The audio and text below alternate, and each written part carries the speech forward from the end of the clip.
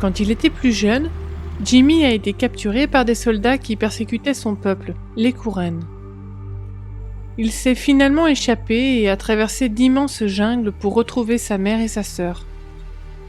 Ils ont ensuite rejoint le père de Jimmy dans un camp de réfugiés en Asie du Sud-Est.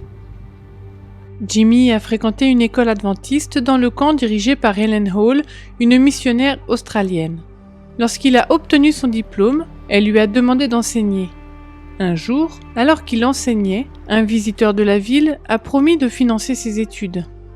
Il a fait des études de théologie et devint ensuite responsable de travail au sein de la communauté de Kouren, en créant des églises, ouvrant des cantines et construisant des orphelinats et des écoles pour les enfants des réfugiés Kouren.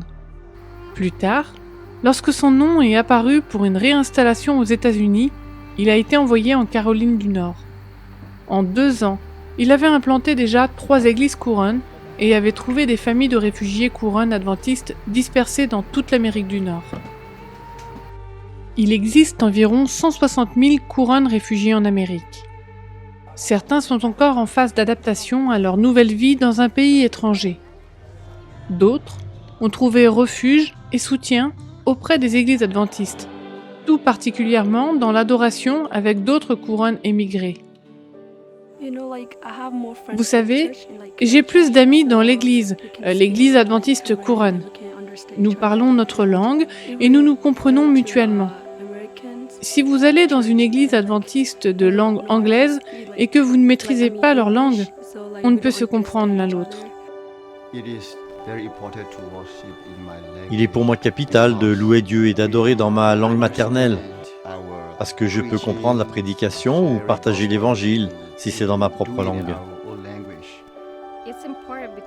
C'est important parce que vous faites connaissance avec les membres d'église et le pasteur. Si nous pouvons communiquer directement les uns avec les autres, c'est mieux. Parce que s'ils ont besoin d'aide, ils doivent aller voir l'interprète et celui-ci doit à nouveau faire la traduction au pasteur. Pour les problèmes personnels, nous ne voulons pas passer par un intermédiaire pour lui en parler d'abord. Nous pouvons discuter directement avec le pasteur. Jimmy Schwen est pasteur de plusieurs communautés Kouren en Caroline du Nord et est également consultant en implantation d'églises Kouren pour la division nord-américaine du ministère adventiste des réfugiés et des immigrants.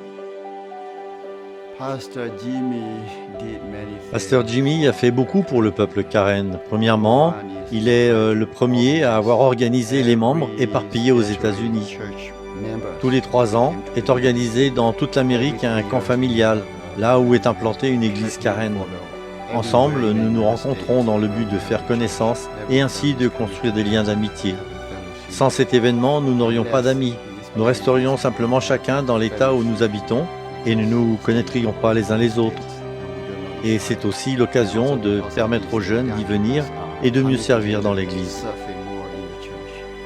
Ce que je préfère, c'est d'être ensemble, c'est d'adorer ensemble, de chanter ensemble. Nous aimons la façon dont les Kouren font ça, parce que, vous savez, ça sonne si bien quand ils chantent. Ça sonne si bien. Vous savez que c'est Jésus qui leur a donné leur voix. Les adventistes Kouren de toute l'Amérique du Nord ont demandé au pasteur Jimmy de les guider et de les diriger, car beaucoup ne parlent pas encore couramment l'anglais. Le pasteur Jimmy est en train d'implanter des églises parmi les Kouren à travers ce territoire.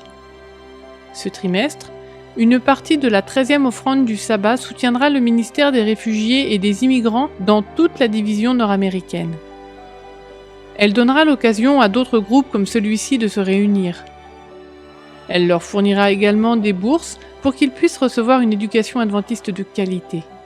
Veuillez prier pour les groupes comme celui-ci. Priez pour qu'ils trouvent du réconfort en Jésus dans la phase d'adaptation de la vie dans un nouveau pays. Merci de soutenir l'offrande du 13e sabbat.